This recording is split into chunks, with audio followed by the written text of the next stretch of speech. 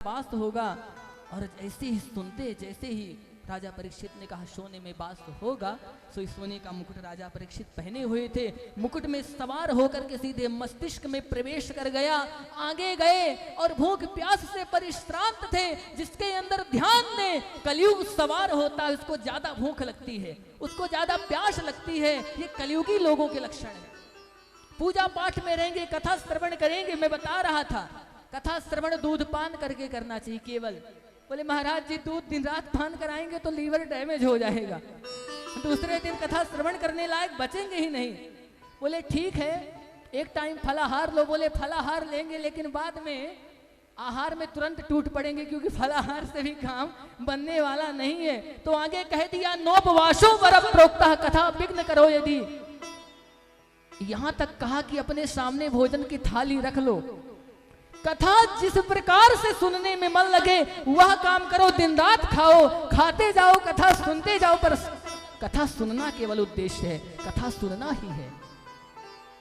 बंधुओं मस्तिष्क तो विस्मित हो चुका था। भूखे प्यासे आए और समेक ऋषि के आश्रम में देखा तो समेक ऋषि समाधि में बैठे हुए थे। आपको आनंद आ रहा है ना? हाँ, कथा समझ में आए, यही कथा वक्ता की कुशलता है। बहुत ज़्यादा सांस्कृतिक श्लोक में बोल के स्वयं भी थोड़ा सा दुखी हो जाता हूँ कि इतनी भी ज़्यादा विद्वता अच्छी नहीं है। भाई आपके समझ में नहीं आए तो क्या मतलब, फिर आप वही अर्थ लगाएंगे सोने में लोन मिलता है। अर्थ अपने तरीके से श्लोकों का कहीं लगा लिया तो कथा व्यर्थ हो जाएगी सुनाना। इसलिए सही क्या समझना यह भी आवश्यक है। एक व्यक्ति कह रहे थे महाराज जी आप क्या सुनाते हैं, मैं भागवत कितनी पुस्तकें मिलती है, मैं स्वयं भागवत जी ला के पढ़ लूंगा। तो महाराज जी ने कहा पढ़ तो लोगे पर क्या वही समझोगे जो वास्तव में अर्थ भागवत जी से समझाया जा रहा है?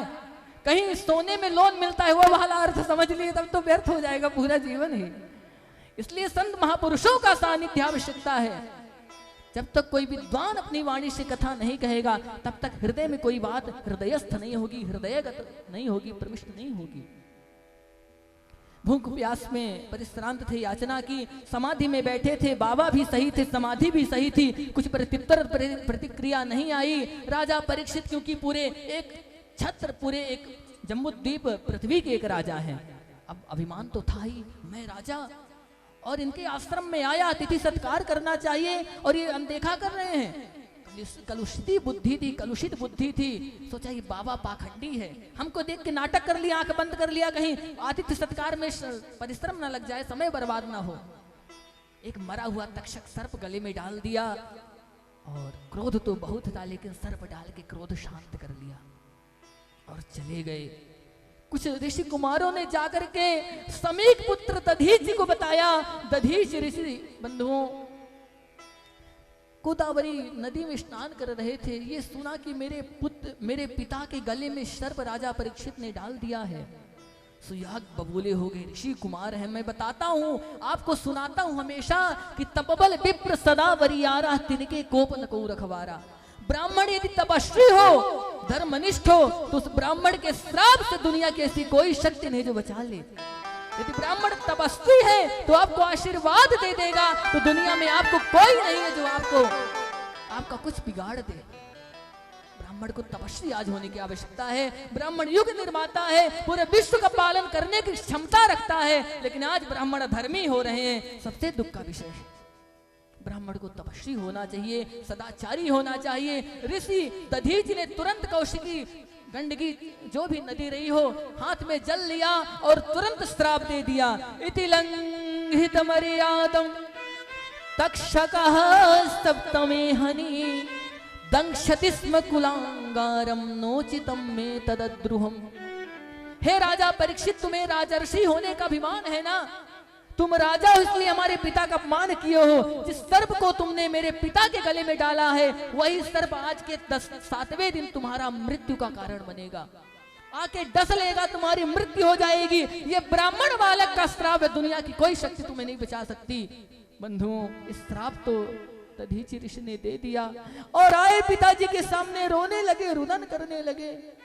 दधीच ऋषि को जब समाधि खुली, होश आया, गले में सर्प देखा, मुस्कुराते हो कुछ नहीं बोले, कैसा किसने डाल दिया, कोई बालक होगा, उतार के फेंक दिया, क्योंकि परम संत हैं। देखिए, क्रोधी होना चाहिए, क्रोधी होना चाहिए। अगर कहीं अधर्म अन्याय हो रहा है तो क्रोध उस अधर्म अन्याय को रोकता है। आज बहुत ऐसे संत महात्मा हैं जो कलयुगी दुर्वासा हैं, तुरंत आग बबूले। हमारे संतों में भी दो पार्टी होती हैं, एक नरम दल के, गरम दल के। कुछ नरम दल के होते हैं, कुछ गरम दल के। अच्छा, गरम दल के इसलिए भी होते हैं कि वो हृदय से निश्चल होते हैं, और जो व्यक्ति निश्चल होता है वो बहुत ज्यादा क्रोधी भी होता है। उसके जीवन में कहीं कोई अगर अघटित घटना घटी तो क्रोध उत्पन्न हो जाता है। पापी या धर्म ही होगा तो उसे क्रोध ज्यादा नहीं आएगा। ऋषि शमी की रोने लगे और कहा, पुत्र ये तूने क्या किया? राजा परीक्षित को तूने श्राप दे दिया। ऐसा धर्मनिष्ठ, धर्म प्रतिज्ञ, ऐसा धर्मात्मा राजा अब नहीं मिलेगा। थोड़ी सी गलती कर दिया था, सर पर डाल दिया राजा ने। आखिर अब गलती हमारी है बेटा, इतने बड़े महाराजा हैं, हमारे द्वार में आए, हमें एक गिलास कम से कम पानी तो देना चाहिए। हमने पूछा भी नहीं, बेचारे भूखे प्यासे थे।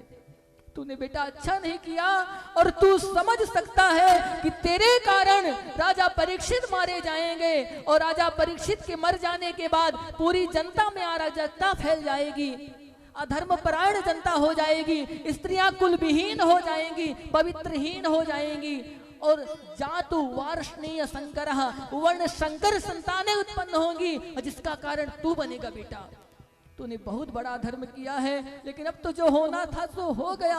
एक गौमुख ऋषि को, शिष्य को बुलाया और कहा, बेटा जाकर राजा परीक्षित को सूचना दे दो, अपने बचने का उपाय यदि कर सकते हैं तो कर ले। राजा परीक्षित को जैसे ही बात पता चली बंधुओं, तो ये प्रसन्न हो गए। बोले, संसार का कोई भरोसा नहीं है, न जाने कब प्राण चले जाएं, लेकिन मैं अब सीना ठोक के कह रहा हूं, 7 दिन तक मेरा कुछ नहीं होने वाला, क्योंकि ऋषि का श्राप है।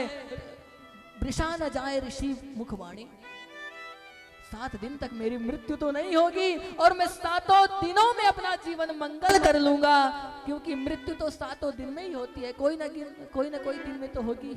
सोम मंगल बुध गुरु शुक्र शनि रवि 7 दिन होते। इसी सुंदर भावना जागृत की, और तुरंत अपने पुत्र जनमेजय को राजा बनाया, और इंदुमती को कहा, देवी अब तुम सब संभालो पत्नी को, और चले गए वन की ओर। जैसे ही ऋषि मुनि महात्माओं को पता चला हमारे देश का राजा आज वन की ओर आ रहा है, तुरंत भृगुर वसिष्ठा कृतुरंगिराश्च, अनेक प्रकार के ऋषि लोग सब राजा के कल्याणार्थ आ गए, बैठ गए। और बंधुओं, राजा परीक्षित गंगा तट के पास गए हैं। आपको बता दें, गंगा तट का मतलब क्या है, और कहीं जा सकते थे? तो हमारे शास्त्रों में बहुत अच्छा कहा, अकाल मृत्यु हरणम सर्व व्याधि विनाशनम विष्णुपादोदकम वित्वा पुनर्जन्म न विद्यते। बोले, मेरा मोक्ष हो जाएगा विष्णुपादाब्ज संभूता, गंगा त्रैलोक्य पावनी। भगवान के चरणों से उत्पन्न गंगा हुई है, और जो चरणोदक पान करता है, अकाल मृत्यु वो मरे जो काम करे चांडाल का, काल भी उसका क्या बिगाड़े जो भक्त हो गोपाल का। लेकिन मैं सीधे गंगा जी में जाकर ही मर जाऊंगा, समाधि ले लूंगा, तो मेरा मोक्ष क्यों नहीं होगा? इसलिए गंगा तट में आए। लेकिन सब देख रहे थे, सबके मध्य में सुखदेव जी आए, और फिर भगवान की कथा प्रारंभ की है। आइए हम लोग बड़े भाव से एक भजन श्रवण करें। मेरा कोई न सहारा बिन तेरे, नंदलाल सवरिया मेरे, मेरा कोई न सहारा बिन तेरे, ओ मेरा कोई न सहारा बिन तेरे, नंदलाल सवरिया मेरे, मेरा कोई न सहारा बिन तेरे, नंदलाल श्री राम। ओ मेरा कोई न सहारा बिन तेरे, नंदलाल सवरिया मेरे, ओ मेरा कोई न सहारा बिन तेरे, नंदलाल। श्री राधे से ताली की सेवा करते बड़े भाव से। जय हो गोपाल सवरिया मेरे, गोपाल सवरिया मेरे, ओ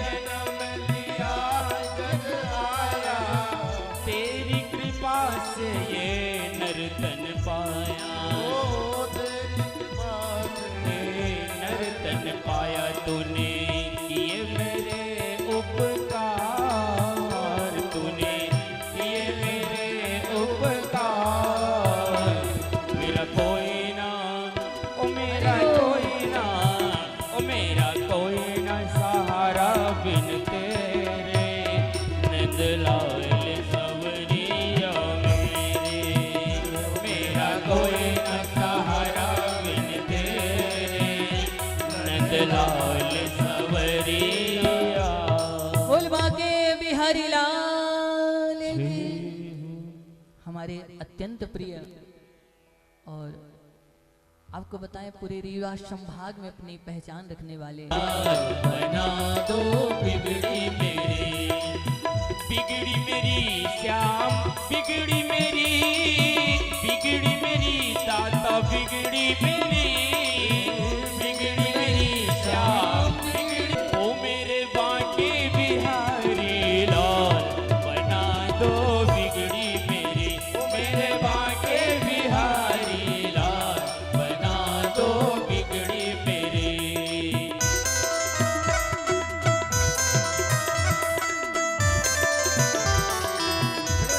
सभी गाएंगे। मर्जी तुम्हारी वृंदावन के बांके बिहारी, वृंदावन के बांके बिहारी, ओ वृंदावन के बांके बिहारी, मेरे ओ मेरे जय हो। जीवन के आधार, बना दो बिगड़ी मेरी, मेरे जीवन के आधार, बना दो विद्याम चलो न सरकार, बना दो बिगड़ी। बोल बाके बिहारी लाल की। नो समय अभाव है, इस प्रकार से कथा आगे बढ़ती है। द्वितीय स्कंद में कामना के लिए बताया गया, किसकी कौन कामना है, कैसी क्या भावना है, कौन से देवी देवताओं की उपासना की जाए। अकामः सर्व कामो वा मोक्ष काम उदारधीः तीव्रेण भक्ति योगेन यजेत पुरुषः परम। कहते हैं यदि कोई कामना हो अथवा ना हो, अथवा मोक्ष की कामना हो, केवल तीव्र भक्ति के द्वारा भगवान का ही यजन करना चाहिए। तृतीय स्कंद में सृष्टि प्रक्रिया बताएगी, सृष्टि की उत्पत्ति कैसे हुई। चतुर्थ स्कंद में भगवान ध्रुव जी की और भगवान कृष्ण की, भगवान के विष्णु भगवान के अवतार की कथा बताई गई है। संकेत केवल इतना है, समय कम है, आज नरसिंह भगवान का भी प्राकट्योत्सव होना है। अल्प अवस्था में ध्रुव जी ने भगवान को प्राप्त कर लिया। आपको बता दें, यदि ध्रुव का अर्थ ही होता है निश्चय, यदि आपने दृढ़ निश्चय कर लिया है, रक्षस्वतीत विश्वासो गोत्रित्व वर्णन तथा भगवान मेरी रक्षा करेंगे, भगवान मेरे साथ हैं, ये आपने विश्वास कर लिया है, तो आपको यकीन दिलाता हूं, आपको विश्वास करने में देरी हो जाएगी, आपको बुलाने में देरी हो जाएगी, भगवान कृपा करने में देरी नहीं करेंगे। बंधुओं, किसी भक्त ने कहा है, भगवान के सच्चे भक्तों को पग पग में सहारा मिलता है, जिस ओर बढ़े जिस ओर चले उस ओर सहारा मिलता है। प्रहलाद शरीष तुम निर्मल हो, शबरी की तरह तुम व्याकुल हो ध्रुव जैसा निश्चय वाला तो कृष्ण ने प्यारा मिलता है। बंधुओं, निश्चय कर लिया कि भगवान को पाना है, भगवान मिल जाएंगे। आपके विश्वास में देरी है, भगवान की कृपा में नहीं। पंचम स्कंद में जट भरत की कथा है, समय अभाव है। अष्टम स्कंद में परीक्षित सुखदेव भगवान कहते हैं, परीक्षित अनेक प्रकार के नरक होते हैं, जो व्यक्ति अनेक प्रकार के पाप करते हैं उन 28 नरकों में जाके गिरते हैं। भयंकर नरकों का वर्णन किया, परीक्षित कांप गए, बोले इतने भयंकर पाप जीव के द्वारा कुछ ना कुछ तो हो ही जाते हैं। तो तो नरक तो जरूर भोगना पड़ेगा। हे गुरुजी, हे गुरुदेव, हमसे पाप भी हो जाए और नरक भी ना भोगना पड़े, ऐसा कोई उपाय है क्या? बोले हाँ, बहुत अच्छा साबुन, एक बहुत अच्छा एकदम से उपाय है जिसको आप अगर यूज कर लेंगे, अब ये निर्मा नहीं है घड़ी का, पहले इस्तेमाल करो फिर विश्वास करो। आप विश्वास करें फिर जाके आपको लाभ होगा। के चित केवलया भक्त्या वासुदेव परायणा अघम धुनवंतिका कृष्णे अनेहार भास्करः। आप निहार को निहारा होगा धुआं। सूर्य भगवान जैसे उदय होते हैं अंधकार अपने आप नष्ट हो जाता है, उसी प्रकार से जब जीव भगवान की शरण ग्रहण स्वीकार कर लेता है उसके सारे पाप ताप संताप नष्ट हो जाते हैं, फिर उसे नरक नहीं जाना पड़ता। बोले ऐसा भी कोई उदाहरण है, कोई कथा है तो सुना दीजिए। बोले हाँ परीक्षित, कथा है। एक बहुत अच्छे विद्वान शास्त्री जी थे। हाँ, अब झांकी भी शायद हमारे धर्मेंद्र मिश्र जी, श्रीमान धर्मेंद्र मिश्र जी इशारा कर रहे हैं। थोड़ा सा 10 मिनट और हम प्रसंग लेंगे, पढ़ाएंगे। तो अजामिल पहले तो विद्वान थे, आज कुछ विशेष सूचना आप लोगों को और कुछ दान दाताओं भक्तों का पावन नाम उद्घोष करेंगे। पुनीत अर्पण दुबे जी आप करवाएंगे। अरे आपको सोचना, भाव तो लाना पड़ेगा कि वैसा आप यकीन मानिए यदि आपके अंदर भाव है, सद्भाव है तो उसे भगवान पूर्ण करते ही हैं। हमारे ये आपको बता दें, इस कथा का बीज यदि किसी ने उत्पन्न डाला है, अंकुरित किया है तो पुनीत अर्पण द्विवेदी जी।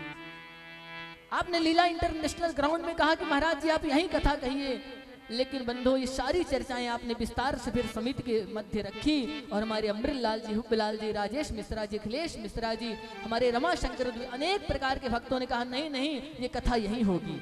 और हम लोग बड़े भव्य विस्तार से ये कथा माँ कालिका जी के प्रांगण में करेंगे, माँ देवी के चरणों में करेंगे, इसकी और ज्यादा महिमा हो जाएगी, ज्यादा से ज्यादा ग्रामवासी लोग लाभ ले पाएंगे, वहां कौन जाएगा।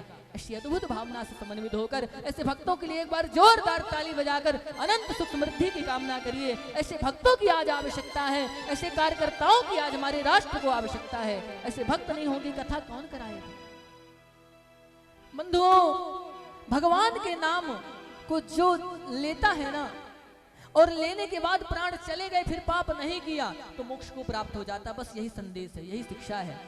इसका मतलब ये नहीं जीवन भर पाप करिए और भगवान का नाम ले लीजिए तरण तारण हो जाएगा। अजामिल ने पाप किया बहुत, लेकिन भगवान का जब नाम लिया उसके बाद जीवन में कोई पाप किया ही नहीं, क्योंकि अंत समय में लिया था और सारी दुर्दशा उसी के सामने आंखों में दिख गई थी। यमराज आए थे, भयंकर विकराल नाखून लिए, रूप रंग। तो अजामिल ने सब देखिए, मरने वाले को सारा दृश्य दिखता है, पापी व्यक्ति को यमराज के दूत दिखते हैं। हाँ, बगल में कोई बैठा होगा उसको नहीं दिखेंगे, वो तो मरने वाले को सब दिखता है।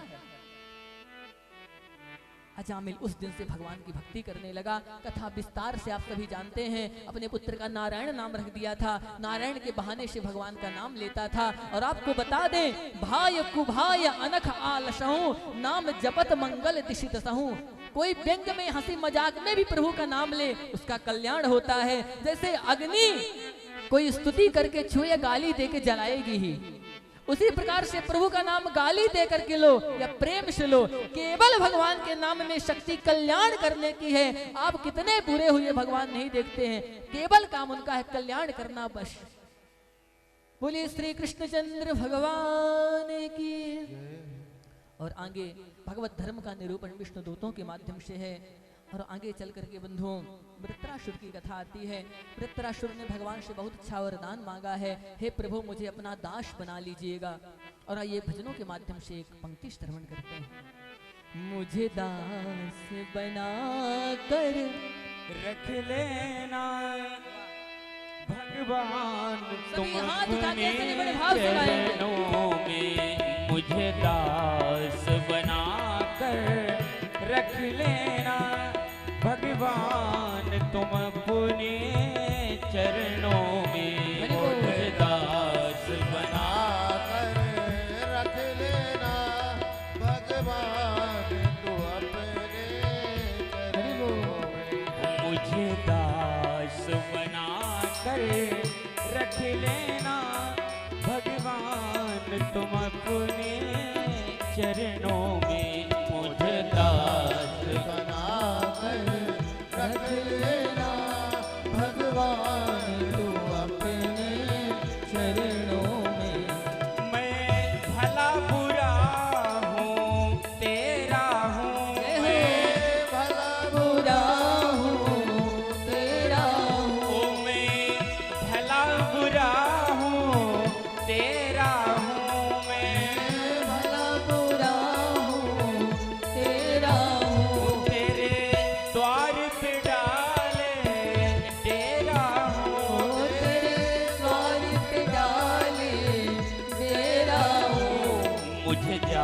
हरि बोल, बड़े भाव से ताली की सेवा रख करते। लेना मुझे जाकर जानक रख लेना भगवान तुम अपने चरणों में मुझे दास बनाकर रख लेना। बोले भक्त वत्सल भगवान की। आइए, जो लोग मृत्यु से बचना चाहते हैं, मृत्यु ही हमारे जीवन में आए लेकिन भगवत भक्ति को लेकर के आए, कुत्ते की मौत ना हो। हम जब यहां से जाएं तो मुस्कुराते हुए जाएं। कबीर जब तू पैदा हुआ तू रोए जग हंसे, लिखा है ना, ऐसी करनी कर चलो तुम हंसो जग रोए। हाँ, मेरे से थोड़ा सा हो है ना, ऐसी करनी करना है कि हम हंसते हुए जाएं और पूरी दुनिया हमें याद कर करके रोए। ऐसे महापुरुष को कुछ दिन और रहना चाहिए। ऐसा ना हो कि अरे दुष्ट ठीक चला गया, बड़ा पापी पापात्मा था और पहले मर जाना चाहिए, पूरे जगत में आतंक फैला के रखा था, ये ना होना चाहिए। किसी भक्त ने गाया है, कृष्ण कहने से तर जाएगा पार भव से बड़े भाव से उतर गाएंगे। जाएगा, वो कृष्ण कहने से तर जाएगा, पार भव से उतर जाएगा। जय हो, भजनों का आनंद ले भक्तों। कृष्ण कहने से तर जाएगा, पार भव से उतर जाएगा, वो कृष्ण कहने से तर जाएगा, पार भव से उतर जाएगा। कृष्ण कहने से तर जाएगा, पार भव से उतर जाएगा। अब महाराज परीक्षित ने सुखदेव जी से प्रश्न किया, ये बताइए गुरुजी, हम लोग कथा सुनते हैं तो भगवान हमेशा ही देवताओं का पक्षपात करते हैं और दैत्यों को मारते हुए दिखते हैं, क्या देवता ही भगवान के प्रिय हैं? बस बोले नाना, भगवान तो समदर्शी हैं, सब पर बराबर कृपा करते हैं। बस 10 मिनट में और लूंगा। सभी माताओं से निवेदन प्रार्थना है। अच्छा, एक निवेदन और है, जो माताएं होती, स्त्रियां होती हैं, उस सृष्टि का सौंदर्य होती है। कब? बोले जब भक्ति से समन्वित हों। मैं कथा में अक्सर कहा करता हूं, भक्तिमयी माताएं धर्मानुरागी सज्जन, कहता हूं ना, धर्मानुरागी सज्जनों भक्ति शक्ति में माताओं।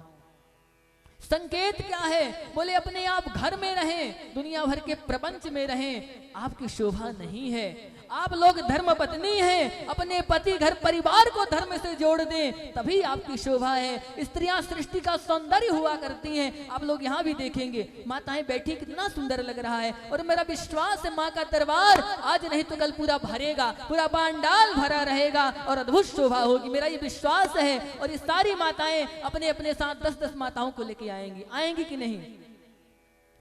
जो लोग आएंगी हाथ उठाएं। देखिए, हाथ उठाने कोई दिक्कत, हाथ उठा दीजिए, भले लेके नहीं आइएगा, हाथ उठा दीजिए। बोलिए सभी मातृ शक्तियों की, सभी भक्तों की। लेकिन मेरा विश्वास है जो लोग हाथ नहीं उठाएं और ज्यादा लेके आएंगी।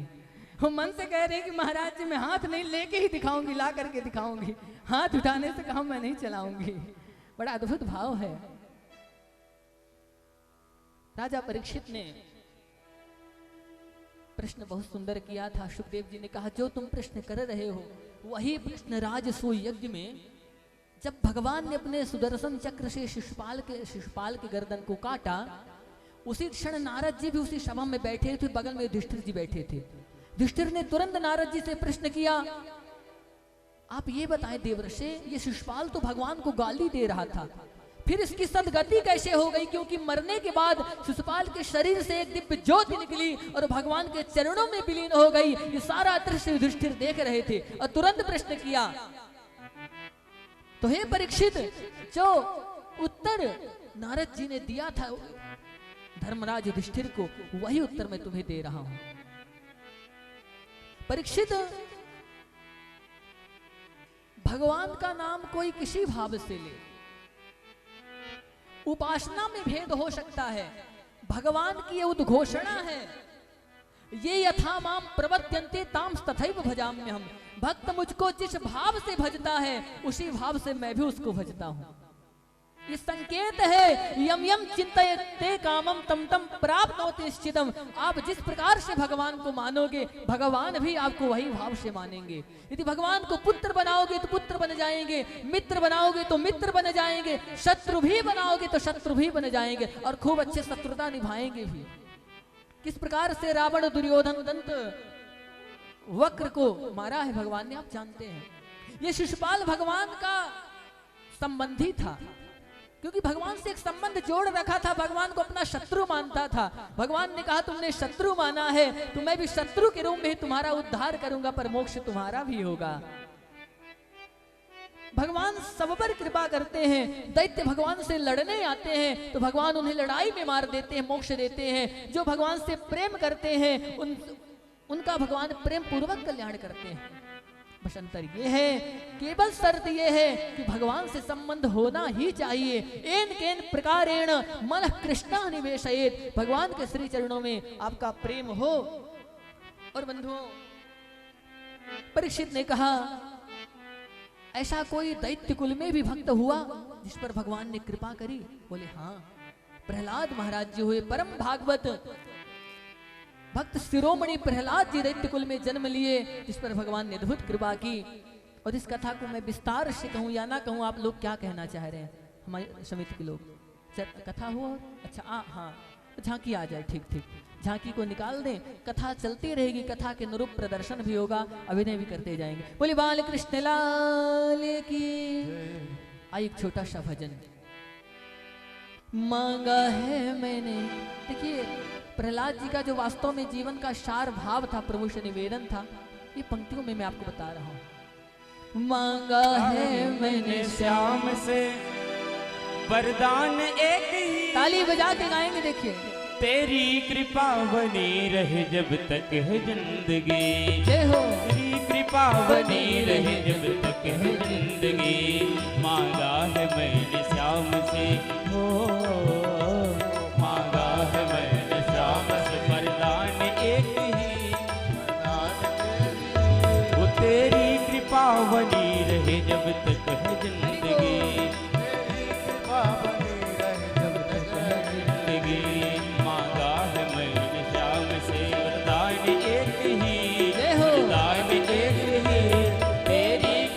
बनी रहे जब तक है जिंदगी, तेरी कृपा बनी रहे जब तक है जिंदगी।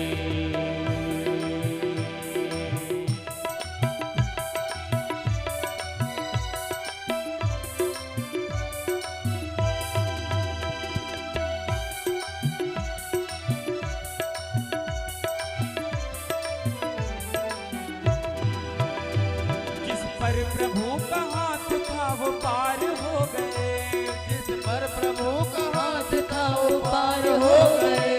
जिस पर प्रभु का सभी गाएं बड़े भाव से, बहुत सुंदर पंक्तियां।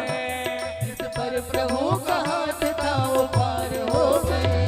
सारे विचार आज के उद्धार हो गए, सारे विचार आज के तो पार हो गए। मांगा है मैंने श्याम से, हो मांगा है मैंने श्याम से वरदान एक ही, वरदान एक ही। तेरी कृपा बनी रहे जब तक है जिंदगी, मेरी कृपा बनी रहे जब तक है जिंदगी। बोले भक्त प्रहलाद की। दीन दयालु करुणा सिंधु जगन्नाथ भगवान की। और आप सभी देख रहे होंगे हमारे बीच में भक्त प्रहलाद विराजमान हैं। आप सभी भक्त प्रहलाद जी को अपने हृदय में आत्मसात करते हुए अंतर मन से प्रणाम करें। कुछ शेष चर्चा और आप लोग श्रवण कर लें। इसके बाद आरती दर्शन, नरसिंह भगवान का अवतार होगा, हिरण्यकशिपु का उद्धार होगा। सारी चर्चाएं बस संक्षेप में आप लोग श्रवण करेंगे। और आपको बता दें, कल तो हमारे भगवान कृष्ण का जन्मोत्सव होना है, रसगुल्ला की कथा है। हमारे ब्रजवासी ये सारे जो झांकी वाले आए हैं ब्रजवासी हैं, और आप उनकी भी भाषा सुनेंगे। थोड़ी सी हम उनको अवसर मौका देंगे। अब ब्रज भाषा तो मेरे से नहीं आती, बल्कि उड़िया भाषा आती है। उड़िया भाषा वंगक कडल गडन माधवन के समणे तिंगड़ तिरमुहत्तु चेड़े यार से निरंजे परे कोंडवातई अड़बुद भई पैंग मल तंडर पिटर बेरंगो देशोन, इस प्रकार से भाषा है। तो ये तो उड़िया भाषा में, उड़िया अब और भाषा में बोलूंगा तो हंसी आएगी। आप लोग बैठे हैं बस सिर नीचे करके बैठे हैं, कुछ समझेंगे नहीं, बोलूंगा फिर भी कोई फर्क पड़ेगा नहीं, इसलिए आप लोग भी पागल मैं भी पागल हो जाएंगे दोनों लोग। इस वजह से उड़िया भाषा का प्रयोग बेकार है यहाँ। बोले जगन्नाथ भगवान की। अब इतना भी ज्यादा मेरे से नहीं आती है, थोड़ी बहुत व्याकरण की त्रुटि लेकिन आती है, काम चल जाएगा। 10-11 साल रहे हैं, लिख नहीं सकते पढ़ नहीं सकते पर बोल लेंगे। और आपको बताएं, आपको हंसी आएगी, इनसे अच्छा भाषा की पकड़ वाक शैली में मतलब संवाद के अगर व्यवहार में उतारा जाए तो भाषा जल्दी आ जाती है। अब उड़िया हम लोग पढ़े नहीं हैं लेकिन बोलना सीख गए। बहुत लोग संस्कृत का अक्षर नहीं जानते पर बोल लेते हैं। और मैं इसी क्रम में बताऊं, ये हमारे आदर्श जी, इनसे ज्यादा पढ़ाई लिखाई में मन इनका नहीं लगता था पर उड़िया अच्छा बोल देते हैं। और सबसे पहले उड़िया सीखे जाके, हम लोग को तो समय लगा उड़िया सीखने में, इनको जल्दी समय लगा है। और ये थोड़ी विचित्रता होती है भी, कला है भाषा सीखने की। तो मैं बहुत प्रसन्न रहता हूँ, हमारे कृष्णलाल प्यासी जी बड़ा भाव देते हैं, मुझे बहुत आनंद है। आप दोनों की जोड़ी मुझे बहुत अच्छी लगती है। और आप जो तो ब्रह्मा विष्णु महेश, हमारे रमा शंकर द्विवेदी, अखिलेश पांडे जी, कृष्णलाल प्यासी जी, क्या कहें, बोले ब्रह्मा विष्णु महेश की अद्भुत शोभा है। मैं कितनी प्रशंसा करूं आप लोगों की, अद्भुत प्रशंसनीय है वास्तव में। देखिए जब श्रोता मिलता है ना तो वक्ता का अपने आप ज्ञान प्रस्फुटित होने लगता है। अच्छा सामने यहाँ 10 भैंसे बैठा दें आप, कोई भी कितना विद्वान होगा सारी बुद्धि नष्ट उसकी हो जाए, क्योंकि भैंस को देख के कोई भाव ही नहीं आएगा। ज्ञान विज्ञान सब, कोई विद्वान हो, कोई ज्ञानी हो, कोई वक्ता हो, सब यहाँ कोई PhD है, कोई कुछ है। तो आप लोगों को देखकर जो कुछ नहीं आता वह भी बनने लगता है, ऐसा बोल दिया जाता है। तो ये आप लोगों की महानता है। बोले सीतारामचंद्र भगवान की। और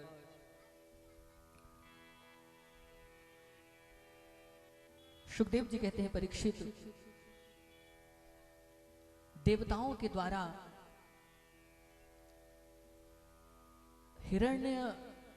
हिरण्याक्ष मारा गया तो देवताओं से विरोध भयंकर दैत्यों ने लेने के लिए क्या किया, अनेक प्रकार के षड्यंत्र रचने लगे।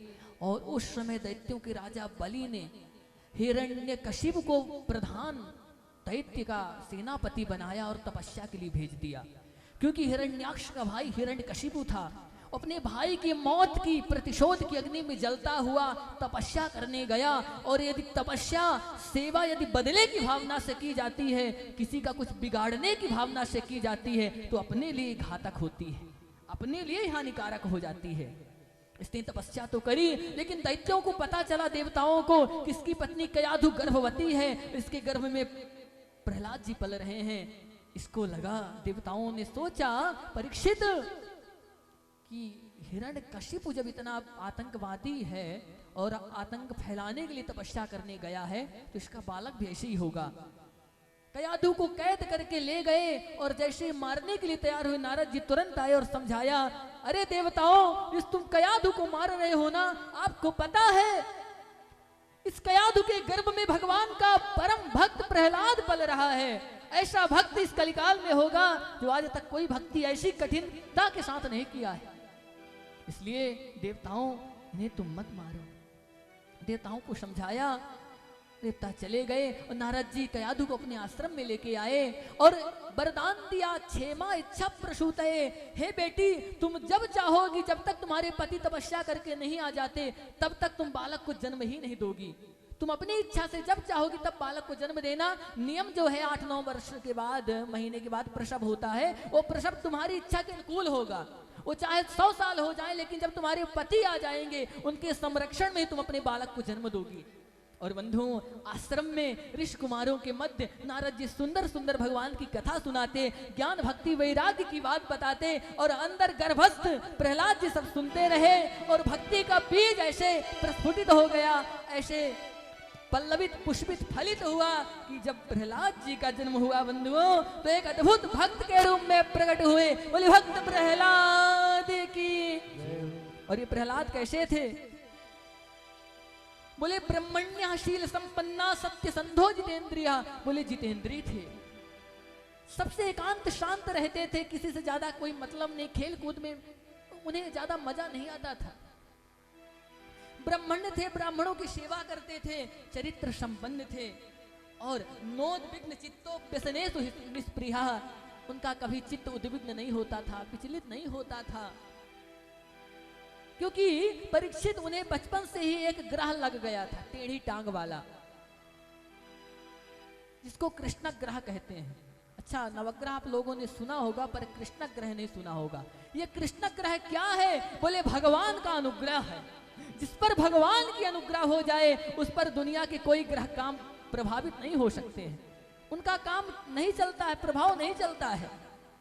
कृष्ण ग्रह से ग्रसित प्रहलाद जी सदैव भगवान का भजन करते रहते, भगवत भक्ति करते। और बंधुओं, हिरण्यकश्यप दानव महाविश्वविद्यालय में प्रहलाद जी को भी भर्ती इनके पिताजी ने कराया। संस्कार हुए, आप जानते हैं। फिर पिताजी आए, हिरण्यकश्यप ने बहुत सुंदर शिक्षा नीति निर्धारित कर दी और वहां के आचार्य संड और अमर्क शुक्राचार्य जी के पुत्रों को बना दिया। बहुत सुंदर मनमोहक कथा, ध्यान से समझेंगे।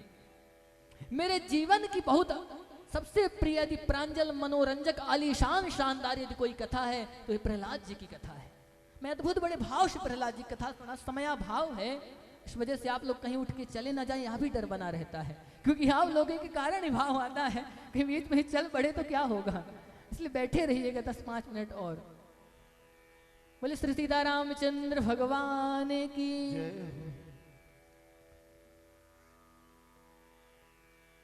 ये दैत्यों के विश्वविद्यालय में रह रहे हैं, पल रहे हैं, पढ़ रहे हैं। अंकमारोप्य पांडवा पप्रच्छ कथ्यतां वत्स मन्यते साधुयात् भवान। अपनी गोद में बैठाया, लार दुलार किया और कहा, पुत्र तुमने आज तक के स्वाध्याय काल में सबसे कोई सुंदर बात सीखी हो, मुझे बताओ। प्रहलाद जी ने कहा, पिताजी यदि आप बढ़िया ही बात सुन रहे हैं तो मैं बढ़िया ही सुनाऊंगा, फिर नहीं कहिएगा मुझे घटिया सुनना है। और बंधुओं, प्रहलाद जी ने बड़ी ही उच्च कोटि की बात कही। पिताजी, मैंने अपने जीवन में बढ़िया पाठ केवल एक ही सीखा है।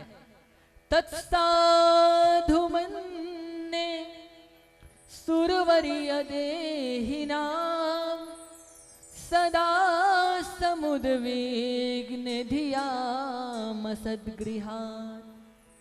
हित्वात्मपातं गृहमन्धकूपं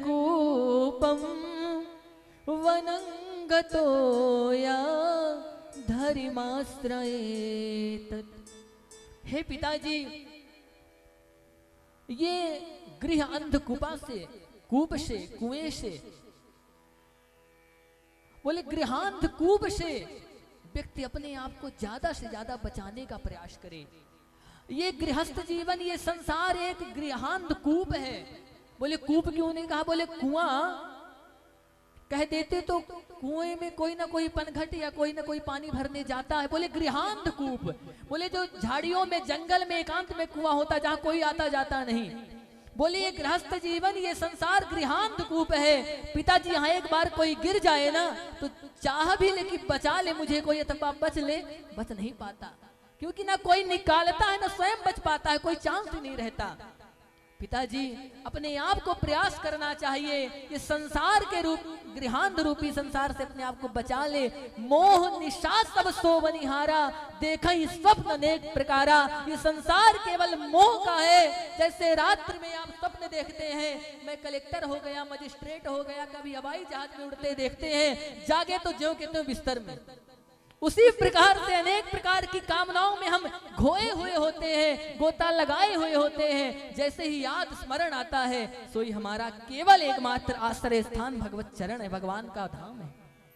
पिताजी, अपने आप को आप बचा लीजिए। बोले तो जाएं कहाँ बचा करके? बोले वनं गतो यत् धर्माश्रयेतद्, बोले वन को आश्रय कर ले। वन मतलब वानप्रस्थ आश्रम स्वीकार कर लेना चाहिए, मतलब भगवत भजन, भगवत भक्ति, यज्ञ, अनुष्ठान, पूजन इत्यादि में मन को लगाना चाहिए। बोले अभी से लगा लें, आगे मैं स्पष्ट करूंगा, लेकिन आपको बता दूं कम से कम 50 के बाद तो आप अपने मन को भगवान के चरणों में लगा ही लीजिए, क्योंकि संकेत है। बोले 50 के बाद उम्र चालू होती 51, 52, वन का संकेत हो रहा है ना, मतलब वन जैसा, वनवासी जैसा जीवन यापन करिए, ना कि भोग विलास अयासी में जीवन यापन करिए, क्योंकि बाद में आपको भगवान के चरणों में ही जाना है। अरे माया के पुजारी, कुछ आगे की भी खबर है, इस घर को छोड़ के एक दूसरा अपना घर है, हम लोग तो परदेशी हैं, एक न एक दिन जाएंगे, और जहां जाना है वहां की तैयारी तो कुछ हो ही नहीं रही है। अरे कहीं धाम जाते हो, कहीं घूमने पिकनिक मनाने जाते हो, वहां की तैयारी के लिए 1 महीने पहले से सजग हो जाते हो। जिस परमात्मा के धाम अपने घर को जाना है, वहां के लिए कोई तैयारी नहीं करोगे? राम नाम की गाड़ी में हम राम धाम जाएंगे, चेकिंग होगी, रास्ते में हरिबोल टिकट दिखाए, बीच बीच में हरिबोल बोलते रहिए, भगवान का नाम आश्रय लेते रहिए, ताकि वहां जाते समय आपको सहजता से आप पहुंच जाएं। सुंदर बातें बताई और विस्तार से बताया है। हिरण्यकशिपु की आंखें लाल, तुरंत क्रोध में लाल पीला हो गया। ये मेरा पुत्र मुझे बता रहा है कि ये संसार के मोह माया को त्याग करके, ये दैत्य हैं, काम क्रोध लोभ मोह में आसक्त रहते हैं, और मुझे बता रहा है वन में जाके भगवान की शरण ग्रहण करनी चाहिए। और तुरंत आया, म्यान से तलवार निकाल करके गुरुजी के गर्दन में रख दी। अरे गुरुजी, तुम हमारे बच्चे को क्या सिखा रहे हो? मैं तुम्हारे पास रखा हूं कि छल कपट की विद्या सिखाओ, या तो हमें बता रहा है कि वन में जाओ, भगवान की भक्ति करो, घर परिवार सब छोड़ दो, बाबा सन्यासी बन जाओ, ये क्या है? गुरुजी ने कहा,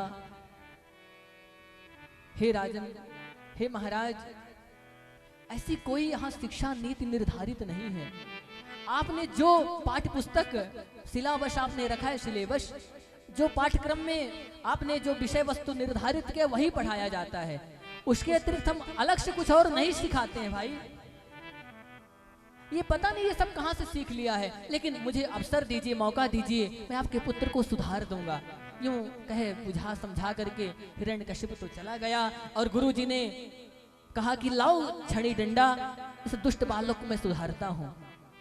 पहले तो प्रेम से पुचकार के पूछा, प्रहलाद बता, ये तेरी खोपड़ी में ये बात आती कहां से है? ये उल्टी सीधी बात तू कहां से सीखा? प्रहलाद जी मुस्कुराए, वाह गुरुजी, आज दुनिया में जो अच्छी बात करे, जो नेक बात करे, उल्टी खोपड़ी का माना जाता है, और जो धर्म अन्याय की बात करे वो बुद्धिमान समझा जाता है। मैं माया, भगवान की माया को धन्यवाद देता हूं। बाप प्रभु की माया ऐसे लोगों को मोहित करके बैठी है कि आज कितना भी ज्ञान विज्ञान समझा दिया जाए फिर भी कोई पल्ले नहीं पड़ता है। धन्य प्रभु आपकी माया। और बंधु आपको बता दें, इसको भयंकर रोग लग जाए ना, संसार का रोग लग जाए, उसको भगवान की कथा भी विष जैसे लगती है। कैसे? जैसे किसी को बुखार हो तो आप चीनी खिलाइए तो कड़वी लगेगी, किसी को सर्प काट ले तो नींब मीठा लगता है। उसी प्रकार के विषतुल्य संसार के जो विषय में ही विषयासक्त है, उनको भगवान की कथा, परमात्मा की कथा, भगवान की भक्ति विषतुल्य समझ में आती। मतलब भयंकर आप रोगी हैं, आप बीमार हैं, अपने रोग को दूर कीजिए भगवान की कथा रूपी औषधि का सेवन करके। मैं सुना रहा था, इसलिए बंधुओं सुंदर बात बताई। गुरुजी का भी माथा टेढ़ा, भ्रुकुटी टेढ़ी, अरे मुझे भी समझा रहा है। दैत्य चंदन मने जातो यम कंटकत ब्रह्म, अरे दैत्यों के चंदन वृक्ष में ये कांटे का पौधा कहां से पैदा हो गया? बहुत डांटा मारा है, समझाया है। बाद में उसी प्रकार से आश्रम की व्यवस्था चलने लगी। और बंधुओं पुनः फिर एक दिन हिरण्यकशिपु आए, उनको लगा कि प्रहलाद जी हमारे अब समझ गए होंगे, और आया, बड़े प्रेम से स्नेह दुलार किया, क्योंकि देखिए प्रहलाद जी भगवान के भक्त हैं। भक्त का संस्पर्श होते ही भगवत भक्ति जागृत हो जाती। आखिर हिरण्यकशिपु जो पिता है, पिता पुत्र को देखते ही भावुक हो गया और गोद में बैठाया, सारी गलती भूल गया और कहता है, प्रहलाद आज तुम अच्छी अच्छी बातें, मुझे 9 बातें बताओ, 9 बातें आज तुम मुझे बता दो और मैं आज बड़े प्रेम से सुनूंगा। फिर से प्रहलाद जी अंदर ही अंदर मुस्कुराए, बोले पिताजी हमेशा पूछते तो बढ़िया है पर घटिया सुनना चाहे, लेकिन इस बार बढ़िया पूछे तो बढ़िया ही बताऊंगा चाहे जो हो जाए। और नवधा भक्ति का क्रमशः जैसी वर्णन किया बंधुओं, ओह क्या कहें, समय तो कम है। श्रवणम कीर्तनम विष्णु स्मरणम पाद सेवनम अर्चनम वंदनम दास्यम सख्यमात्म निवेदनम। प्रत्येक जीव को भगवान की कथा श्रवण करनी चाहिए। बोले श्रवण पहले क्यों कहा, बोले कान भगवान ने दो दिया है, चाहते तो मुख भी दो दे सकते थे लेकिन मुख एक ही दिया। बोले बोलो कम सुनो ज्यादा, और पहले सुनो इसके बाद बोलो। बोले भगवान की भक्ति को खूब सुनो, भगवान की कथा पहले खूब सुनो, अपने आप कीर्तन होने लगेगा। और आइए इस प्रकार से नवधा भक्ति का वर्णन, और आगे चल करके गुरुजी ने भी खूब समझाया। गुरुजी ने आकर सीधे कह दिया, मैं आपके सामने हाथ जोड़ता हूँ, आप मुझे मारे चाहे बचाएं, न मैंने इसे कुछ पढ़ाया है न और किसी ने पढ़ाया, ये पढ़ाया ही आया है, इसे कोई नहीं पढ़ा सकता, इसे ले जाओ। न मत प्रणीतम न पर प्रणीतम सुतो वदत्ते शतवेंद्र शत्रु। अद्भुत व्याख्या है। आइए नरसिंह भगवान का अवतार होगा और हिरण्यकश्यप का उद्धार होगा। आइए भजनों के माध्यम से हम लोग झांकी का अभिनय प्रदर्शन देखेंगे। सभी भक्तों से निवेदन है, बस कथा यहीं तक हो, है ना? अच्छा ठीक, भजनों के आनंद में आ जाइए। झांकी का अग्रिम प्रदर्शन कार्यवाही मतलब आगे बढ़ाया जाए, भजनों का आनंद। मैं तो जपूं सदा तेरा नाम, ताली बजा के बड़े भाव से। दयालु दया करो। मैं तो जपूं सदा तेरा नाम, दयालु दया करो। मैं तो जपूं सदा तेरा नाम, दयालु दया करो। मैं तो जपूं सदा तेरो नाम, दयालु दया करो। हो कृपालु कृपा हरि बोल बोल नरसिंह भगवान की, भक्त वत्सल भगवान की, नरसिंह प्राणदाता। मैं तो जपूं, मैं तो जपूं सदा तेरा नाम, दयालु दया करो। मैं तो जपूं सदा तेरा नाम, दयालु दया करो। हरि बोल।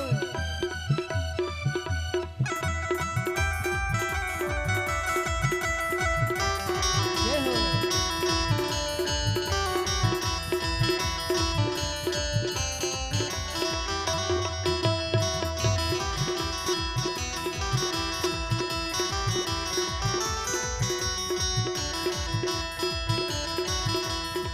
तेरे सहारे चलती ये दुनिया, तेरे सहारे चलती ये दुनिया।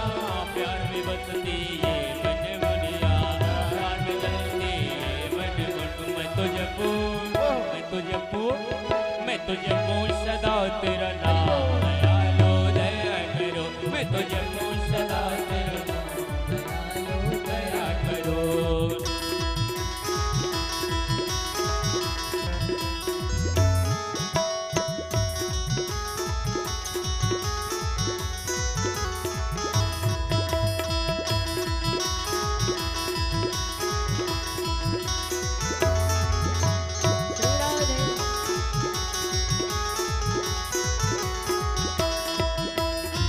वाल्मीकि अति दीन दुखी था, वाल्मीकि अति दुखी था, वाल्मीकि अति दीन दुखी था,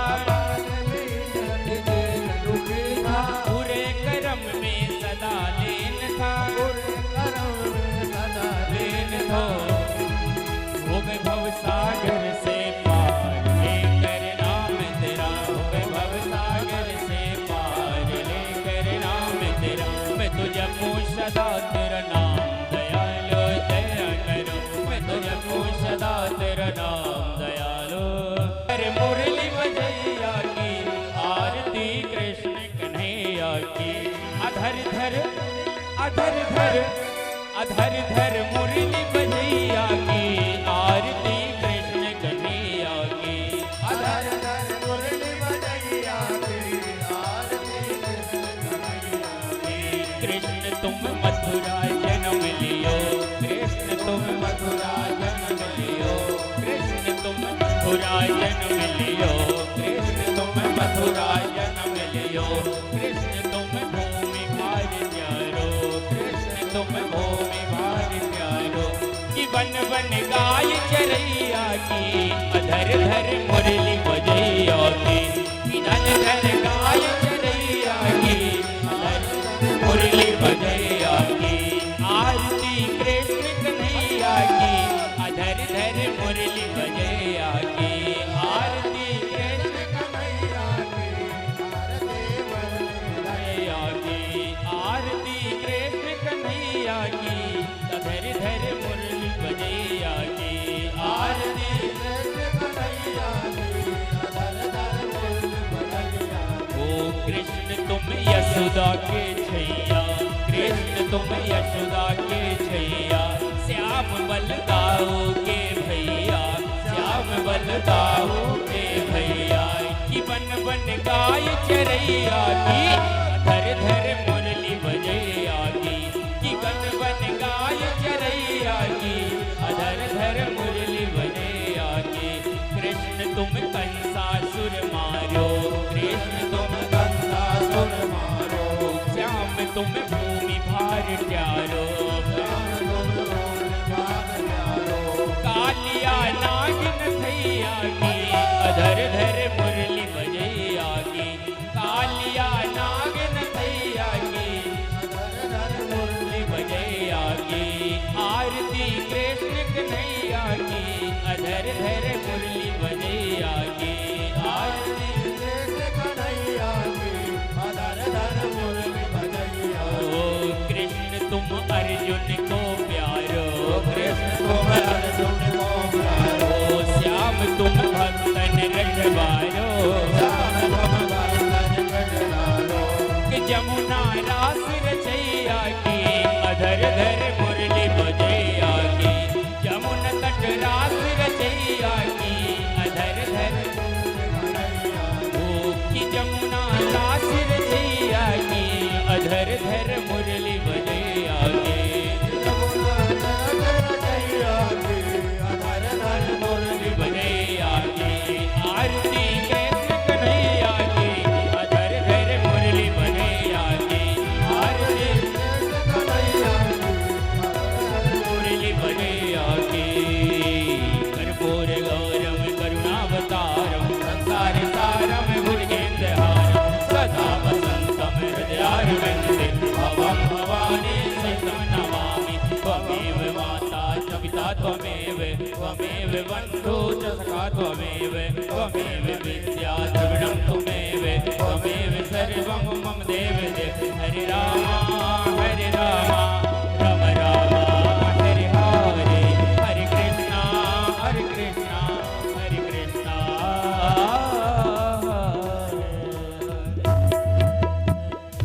अम्बे तो है जगदम्बे काली, जय दुर्गे कपड़ वाले, तेरे ही गुण गाए भारती। ओ मैया हम सब उतारे तेरे आरती, तेरे भक्त जनों पर माता भीड़ पड़ी है भारी, भीड़ है भारी। दानव दल पर टूट पड़ो माँ, दानव दल पर टूट पड़ो माँ, करके सिंह सवारी, सौ सौ सिंहों से बलशाली, अष्टभुजाओं वाली, दुखियों के दुख को ललकारती। ओ मैया तेरी आरती। माँ बेटे का है इस जग में बड़ा ही निर्मल नाता, बड़ा ही निर्मल नाता। माँ बेटे का है इस जग में बड़ा ही निर्मल नाता, बड़ा ही निर्मल नाता।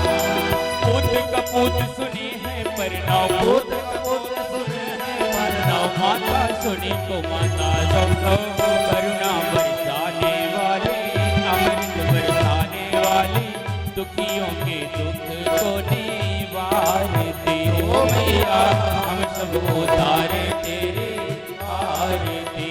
अम्बे तो है जगदम्बे वाली, जय दुर्गे खप्पर वाली, तेरे ही गुण गाए आरती। ओ मैया हम सब उतारे तेरे आरती। ओ नहीं मांगते धन और दौलत, ना चांदी ना सोना, ना चांदी ना सोना, दौलत ना चांदी ना सोना, ना चांदी ना सोना। हम तो मांगे मातिर मन का, हम तो मांगे मातिर मन का, एक छोटा सा गोला सबर करना बरसाने वाले, बिगड़ी बनाने वाले, भक्तों के मन को लाचार दे। ओ भैया हम सब होता